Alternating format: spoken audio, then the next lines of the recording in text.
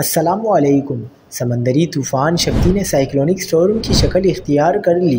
سندھ اور بلوچستان کے ساحلی علاقوں میں بارشوں کا امکان ہے۔ کیا آپ حالات حاضرہ سے آگاہی حاصل کرنا چاہتے ہیں؟ خبر کے پیچھے چھپے اصل حقائق جاننا چاہتے ہیں تو ابھی سبسکرائب کیجئے دل مل پاکستان کو اور ساتھ ہی گھنٹی کے نشان پر کلک کر دیں۔ آپ کو بتاتے چلیں کہ سمندری طوفان شکتی نے سائیکلونک سٹارم کی شکل اختیار کر لی، تاہم اگلے 24 گھنٹے میں مزید کمزور ہو کر ڈپریشن میں تبدیل ہونے کا امکان ہے۔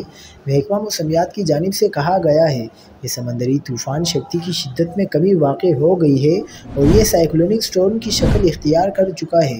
طوفان اس وقت کراچی سے تقریباً 910 کلومیٹر جنوب مغرب میں موجود ہے۔ محکمہ موسمیات نے بتایا کہ سندھ اور بلوچستان کے ساحلی علاقوں میں آج ہلکی بارش کا امکان ظاہر کیا گیا ہے، جبکہ طوفان کے مرکز کے قریب ہوا کی رفتار 100 کلومیٹر فی گھنٹہ تک پہنچ سکتی ہے۔ ماہی گیروں کو 7 اکتوبر تک گہرے سمندر میں نہ جانے کی ہدایت جاری کی گئی ہے۔